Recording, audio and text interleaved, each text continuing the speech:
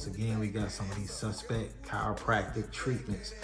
Maybe this does help. I'm not a chiropractor. I've never been. I'm not licensed as this man is right here.